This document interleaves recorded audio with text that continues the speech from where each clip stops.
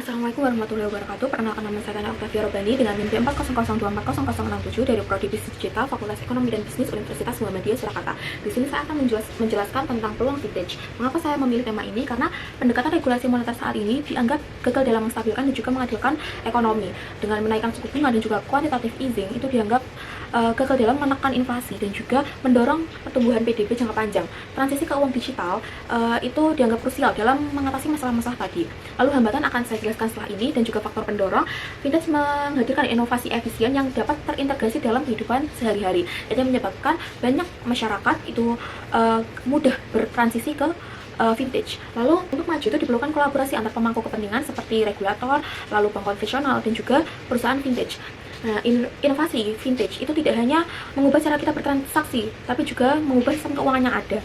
Seperti model ECB dengan kebijakan lewat CBDC atau uang digital bank sentral, itu mengganti ganti cara lama seperti mencetak uang dan juga menaikkan suku bunga.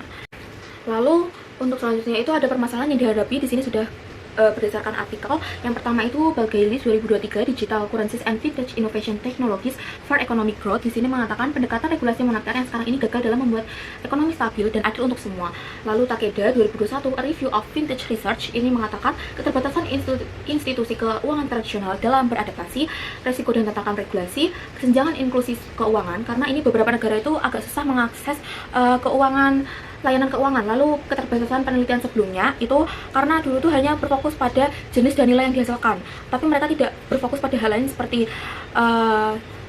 manfaat apa yang ingin mereka capai, dan masih banyak lagi. Lalu mention 2019 The Future of Vintage ini mengatakan vintage memiliki dampak ganda atau pisau bermata dua. Yang dimaksudkan adalah vintage itu punya kekurangan dan kelebihan. Lalu tantangan bagi perusahaan vintage itu kadang takut menanamkan modal besar di awal, mereka tidak bisa beradaptasi. Kurang lebih seperti itu masalah yang mereka hadapi. Lalu regulasi yang ada tidak fleksibel, ini karena regulator itu kurang beradaptasi dengan teknologi yang ada, sehingga kebijakan yang mereka ciptakan itu tidak bisa menyesuaikan dengan lapangan yang ada. Lalu tantangan internal dan kolaborasi antara bank, regulator, dan pengguna, mereka punya ketakutannya masing-masing, sehingga mereka tuh masih maju mundur untuk mengadaptasi vintage. Lalu isu utama dalam revolusi industri 4.0 ini seperti adanya budaya lama dan budaya baru. Nah, mereka itu takut untuk mengadopsi budaya baru. Mereka sudah terlalu nyaman di budaya lama ini, seperti keuangan lama ini, dan mereka agak sulit untuk bertransisi ke keuangan digital gitu.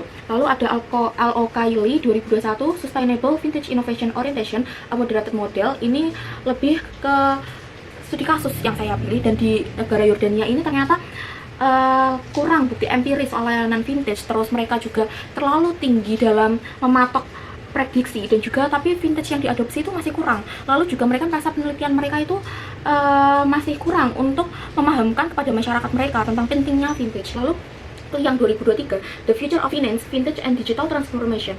Yang pertama, dapat menciptakan risiko sistematik baru dalam sistem keuangan. Lalu gangguan sistem atau masalah konektivitas, ini kayak kita kalau lagi bayar dan internetnya hilang, nah itu kan bisa menyebabkan kegagalan transaksi. Lalu permasalahan dalam P2P lending, kurangnya regulasi yang memadai. Ini yang dirugikan adalah investor. Kalau misalkan peminjam itu gagal bayar, nah itu kan yang dirugikan investor.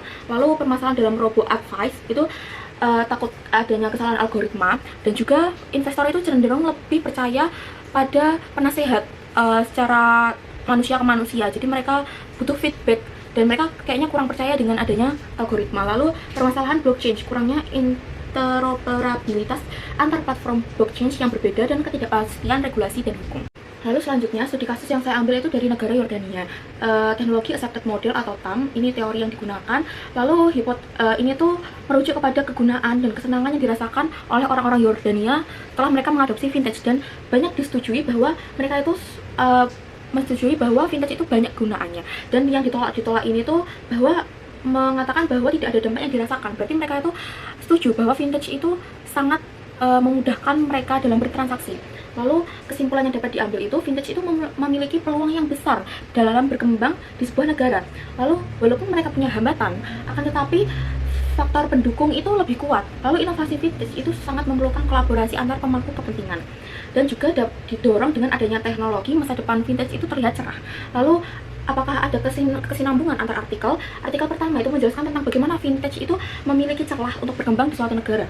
Terus artikel 2, 3, 5 menjelaskan tentang tantangan, hambatan, dan juga faktor pendorong yang ditemui vintage pada saat ini dan inovasi apa yang dapat diperlukan untuk menghadapinya. Dan artikel keempat itu tentang studi kasus penelitian yang dilakukan negara Yordania terhadap penerapan vintage yang belum maksimal, berisikan alasan dan juga solusi. Sekian dari saya. Wassalamualaikum warahmatullahi wabarakatuh.